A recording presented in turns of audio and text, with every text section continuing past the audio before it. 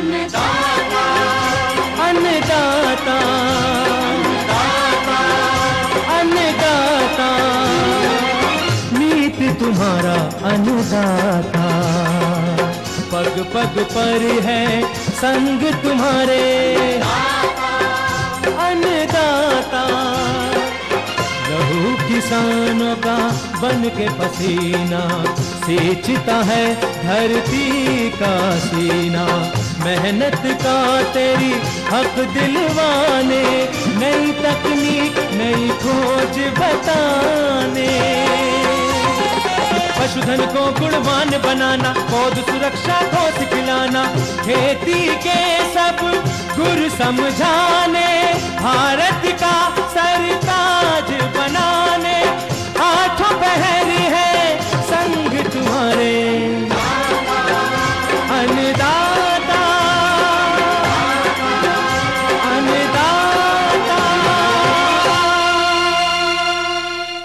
नमस्कार, मैं हूं शुभ मिश्रा और आप सभी दर्शकों का अन्नदाता कार्यक्रम में स्वागत करती हूं। हमारे देश का किसान जन का पोषक है, वह श्रम का देवता है, अन्नदाता है और उसमें ही भारत की आत्मा निवास करती है। ऐसे ही किसानों की प्रगति के लिए हम खेती बाड़ी से जुड़ी हुई बहुत सी नई लाभकारी जानकारियां हर रोज सुबह लेकर आते हैं। तो चलिए कार्यक्रम शुरू करने से पहले देखते हैं क्या है आज अन्नदाता में। खेती से अधिक आय के लिए पॉली हाउस है आज की जरूरत। अधिक उत्पादन लेने के लिए मृदा में प्रयोग करें माइकोराइजा।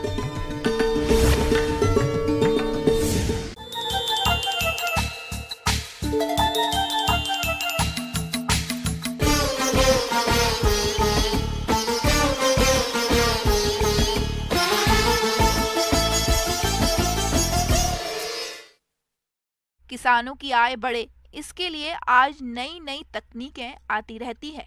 पिछले 10 से 12 वर्षों में पॉली हाउस में खेती का दायरा काफी बड़ा है और आज बहुत बड़े एरिया पर पॉली हाउस देखा जा सकता है। इस तकनीक को अपनाकर आज कई किसानों की किस्मत बदल गई है।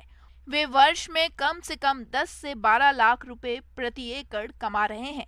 ऐसे ही एक सफल किसान है इटावा भोपची जिला जयपुर के जगदीश यादव, जो पिछले कई वर्षों से पॉली हाउस में खेती कर रहे हैं, जो अपने अनुभव आपके बीच साझा कर रहे हैं।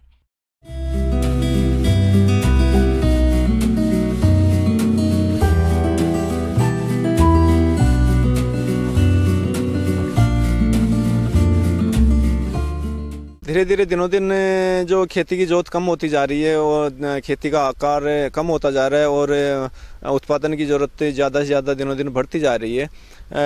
और इसके साथ ही साथ एक जो क्वालिटी प्रोडक्ट जो खाद्य पदार्थों का जो क्वालिटी में चाहिए जनता को, उसी को देखते हुए एक ये जो नया कॉन्सेप्ट है संरक्षित खेती का, उसी को देखते हुए पॉली हाउस का मैंने निर्माण करवाया था आज से करीब। तो आधुनिक जो ज़माने की आवश्यकता है उसको हर एक आवश्यकता को पूरी करता है।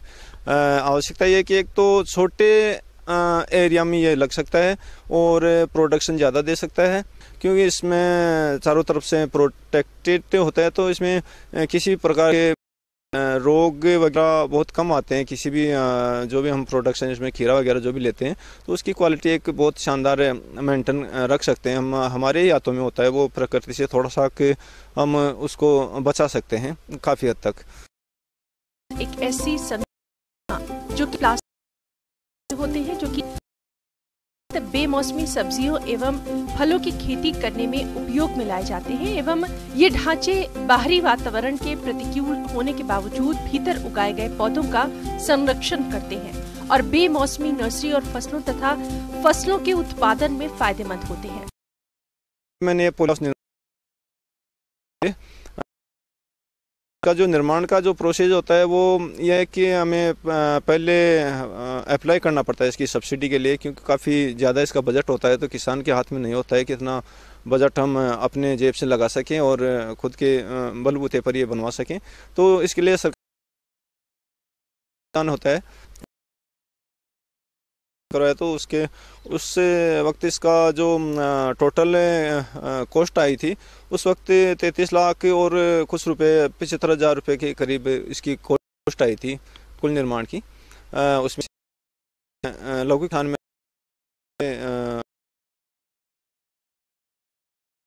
जिसमें करीब 23 लाख रुपए की सरकार की तरफ से अनुदान हुआ था और उसमें मेरी तरफ से करीब 10 लाख रुपए उसका खर्च से मेरे जेब से लगा था। उसकी मैंने बैंक से उसका लोन लेकर मैंने उसको एडजस्ट किया था, कुछ से राशि अपने पास से लगवाई थी।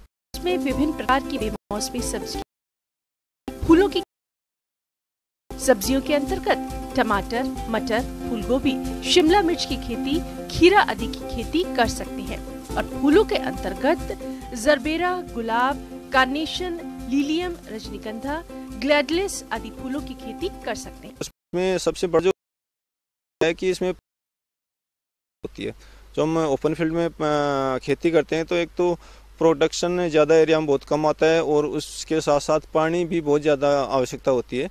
तो उसमें पोली हाउस में पानी की आवश्यकता बहुत कम होती है और एक जो सबसे बड़ा फ़ायदा इसमें जितना पानी की आवश्यकता ये खुद वो इसलिए कि बरसात का जो भी पानी आता है ना उसकी छत पर, तो उसको हम इकट्ठा करके उसी पानी को हम इसमें खेती के यूज में ले लेते हैं और बाकी खुद का जो इसका खुद का मेंटेन होता है पानी का, उसके बावजूद भी वो पानी बच जाता है, उसको हम बाहर की और अन्य खेती में भी यूज में ले सकते हैं।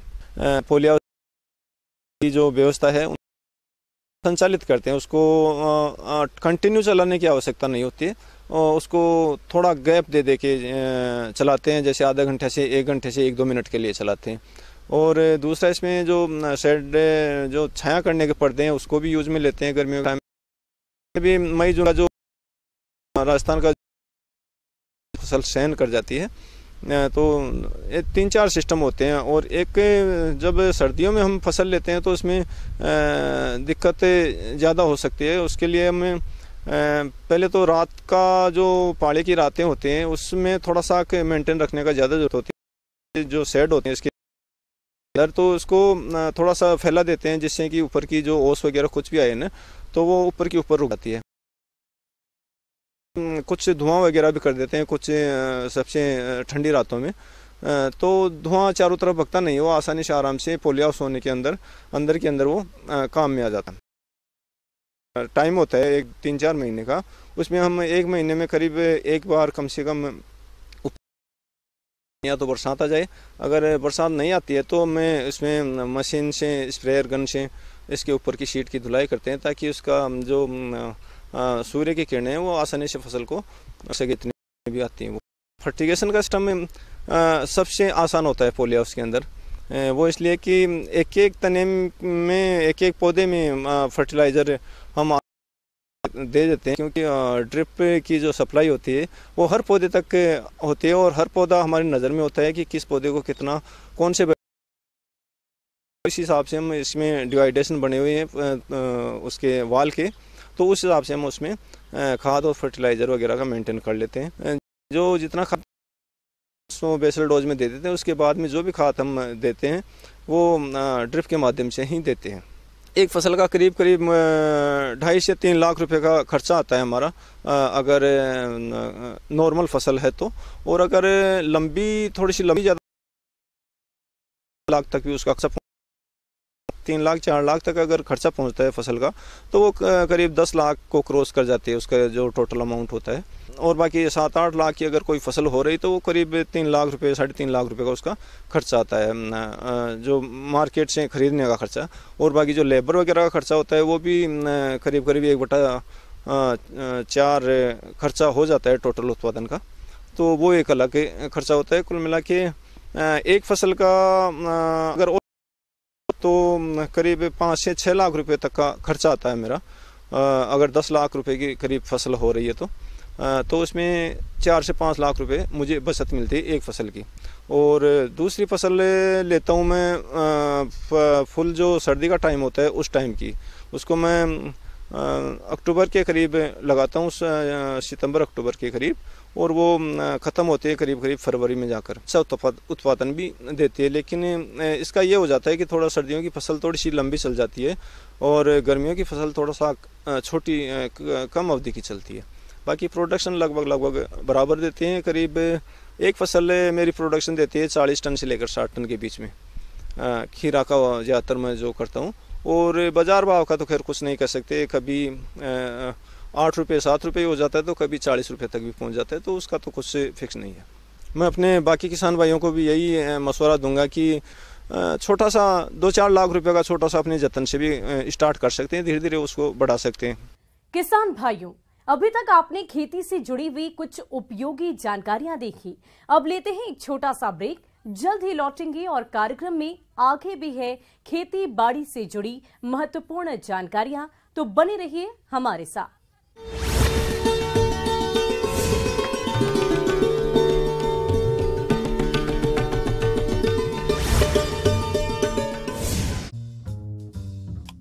जो है मुंबई के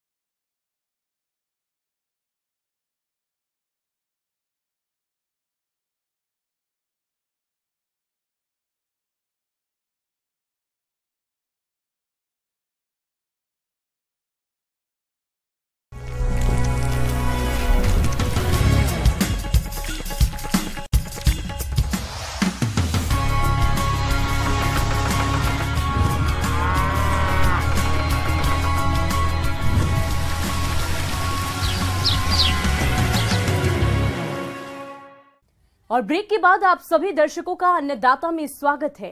चलिए अब रुक करते हैं अगली कड़ी की ओर।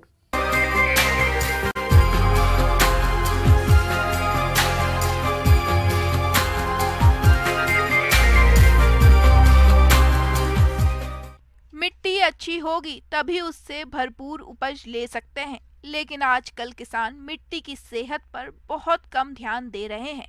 आज अंधाधुंध रसायनों का प्रयोग हो रहा है, फसलों के अवशेषों को जलाया जा रहा है, जिससे कहीं न कहीं मिट्टी में प्राकृतिक रूप से मौजूद पोषक तत्वों की सक्रियता धीमी पड़ गई है। किसान भाइयों, मिट्टी की सेहत सबसे महत्वपूर्ण है, जिसमें माइकोराइजा की भूमिका अधिक होती है, जिसके बारे में समस्त जानकारी दे रहे हैं वरिष्ठ वैज्ञानिक डॉक्टर शेखर सिंह बघेल।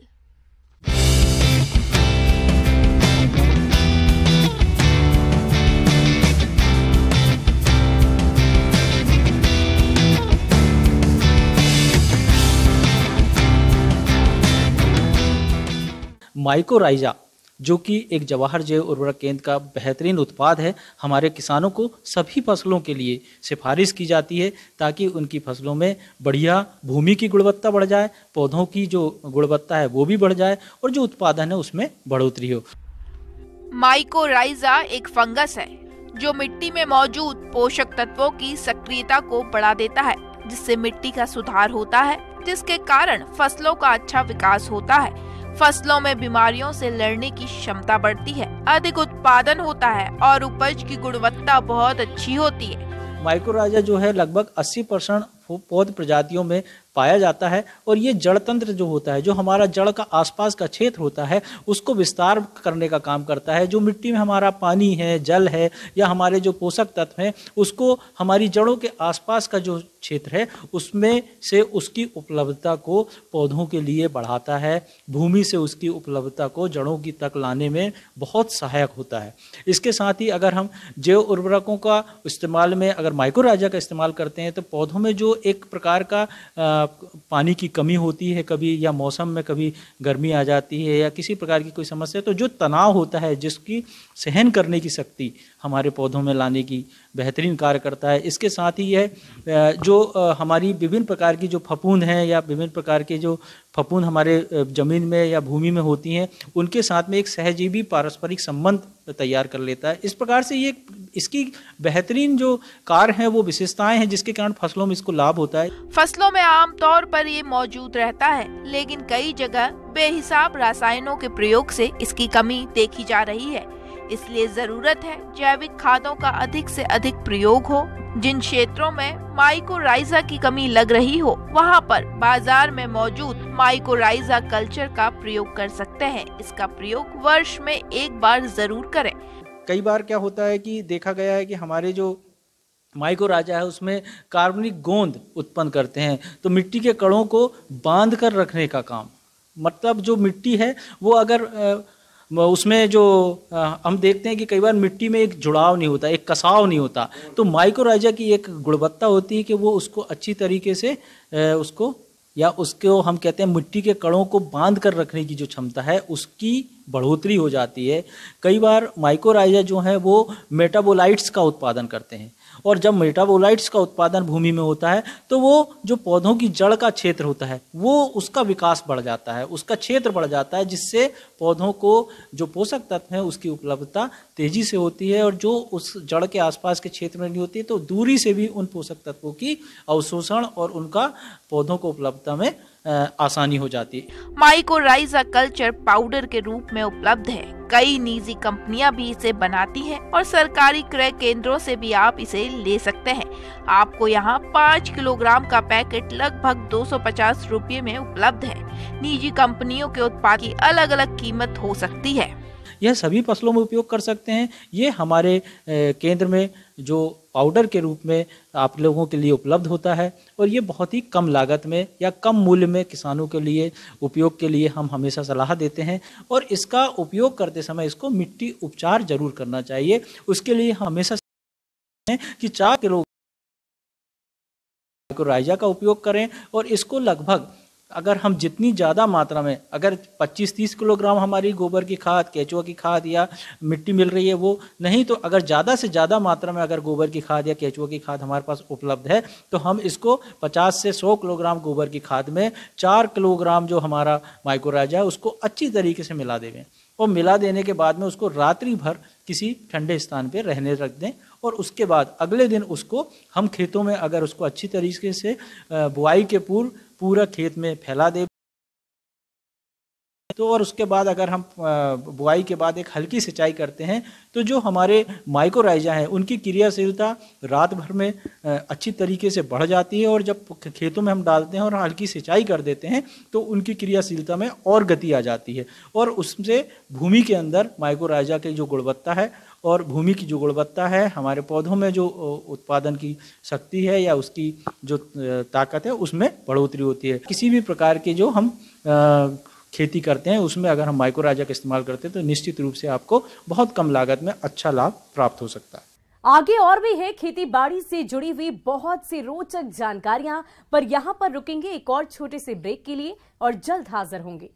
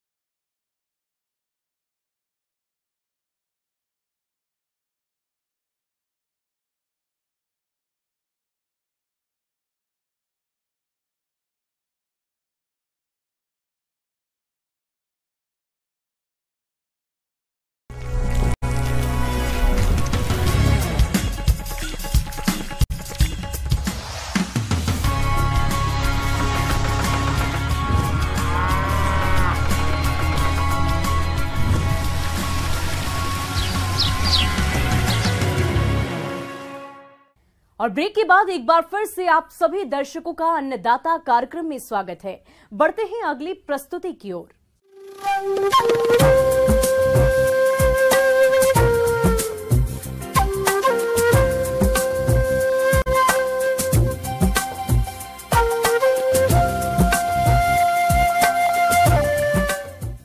और मौसम के अनुसार प्रबंधनों पर ही टिकी है आपकी खेती बाड़ी, इसलिए मौसम पूर्वानुमान और उस पर आधारित साप्ताहिक कृषि सलाह इस प्रकार है।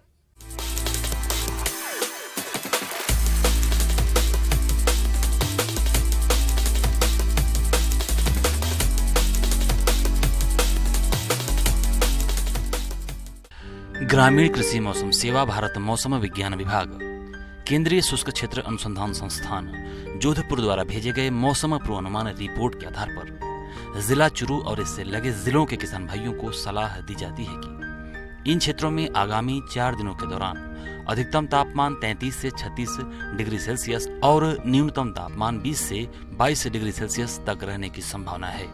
इन क्षेत्रों में 28 से 30 अप्रैल तक हल्की वर्षा होने की संभावना है। हवा की औसत गति 12 से 23 किलोमीटर प्रति घंटे की रफ्तार से रहेगी।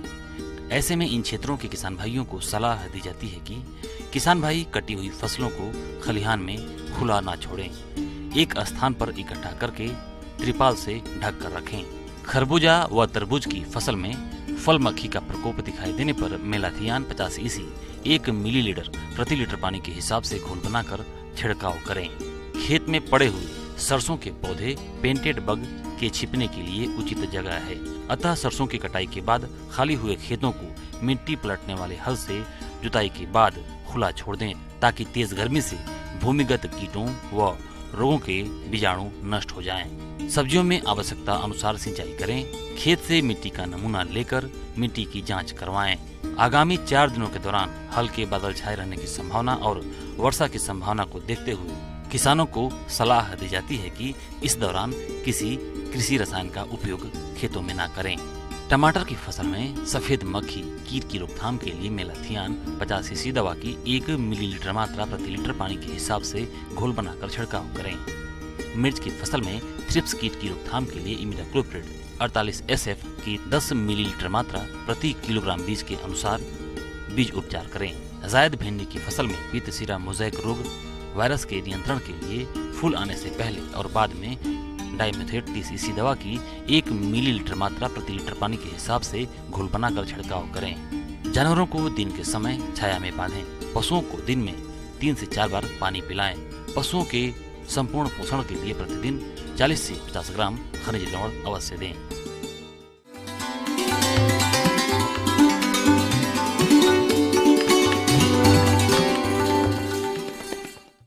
अन्नदाता हेल्पलाइन निशुल्क फोन संपर्क सेवा के माध्यम से आपके द्वारा पूछे गए प्रश्नों में से 1 या 2 महत्वपूर्ण प्रश्न को हम अपने कार्यक्रम में शामिल करते हैं और इसी के तहत आज किसान का सवाल और उसका जवाब कुछ इस प्रकार है।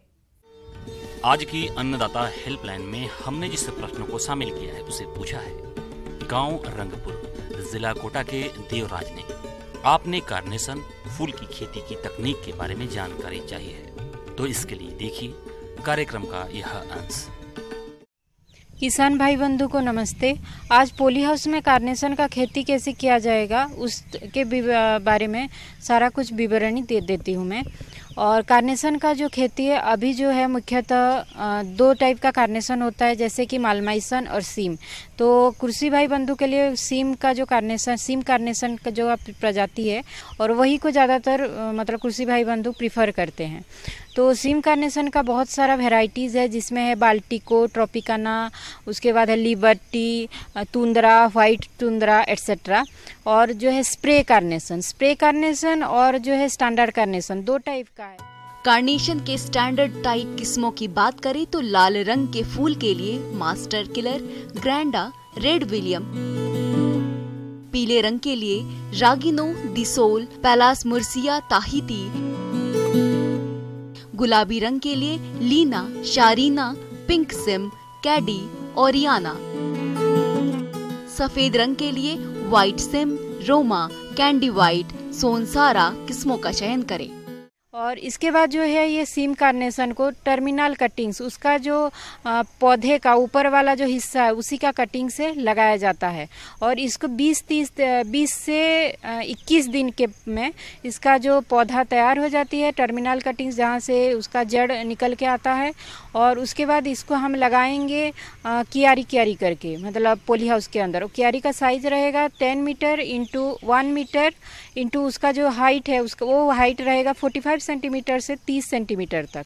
उसके बाद जो है ये जो कार्नेशन है इसमें हम पहले करेंगे स्टेरिलाइजेशन का ऑपरेशन। तो स्टेरिलाइजेशन जो है इसी का ऑपरेशन की वजह से यहाँ पे जो जितना खरपतवार है ये नहीं कम उगेगा। उसके बाद जो है डेजोमेट, ये बहुत ही मतलब लाभदायी मतलब हर्बिसाइड बोल सकते हैं, और फंगिसाइड है और नेमाटीसाइड है जो सूत्रकृमि का, तो इसको रोकता है। इसके बाद हम जब डाइजोमेट को एप्लीकेशन करेंगे उसके 15-20 दिन बाद ही हम पौधे जो तैयार हुआ वाला उसको लगाएंगे। इसकी रोपाई तैयार क्यारियों में 30 सेंटीमीटर या 6 इंच की दूरी रखते हुए जिगजैग तरीके से करते हैं। रोपाई के बाद ड्रिप के माध्यम से हल्की सिंचाई करते हैं और पौधे की अच्छी बढ़वार होती रहे इसके लिए समय समय पर घुलनशील उर्वरक जैसे NPK 19-19-19, NPK 13-00-45, NPK 00-52-34 आदि का प्रयोग करते हैं।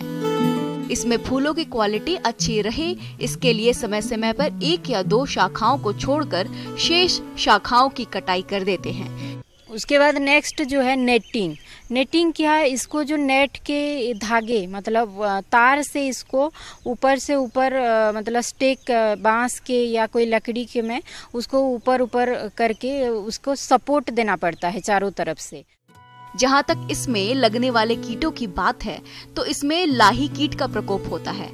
यह कीट कार्नेशन में सबसे ज्यादा नुकसान पहुँचाता है। इस कीट की रोकथाम के लिए डाइमिथोएट दवा का 2 मिलीलीटर प्रति लीटर पानी में घोलकर छिड़काव करें। इसका दूसरा कीट है थ्रिप्स। यह नन्हा कीट पौधे का रस चूसकर नुकसान पहुँचाता है। इसकी रोकथाम के लिए मेलाथियान दवा का 2 मिलीलीटर प्रति लीटर पानी में घोलकर छिड़काव करें। उसके बाद इसका जो फसल है 125 दिन से 170 दिन में तैयार हो जाता है, इसका फूल खिलना शुरू हो जाता है। और कार्नेशन का फसल एनुअल नहीं है, ये पेरिनियल है, मतलब 1 वर्ष में ख़त्म नहीं होती, ये देती रहती है। ऑलमोस्ट 2 to 3 ईयर्स तक ये ठीक ठाक खेती दे देगी जो लाभान्वित हो सकते हैं हम लोग।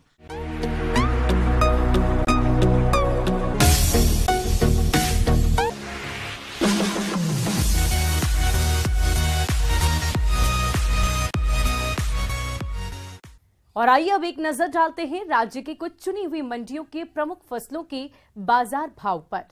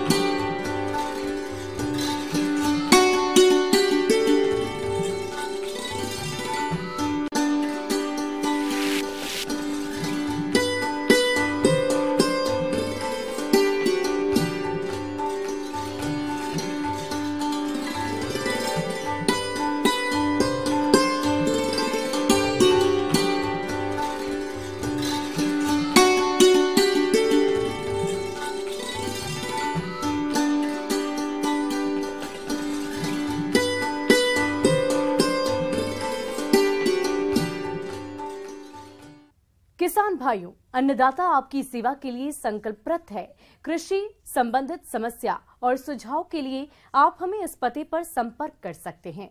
प्रोड्यूस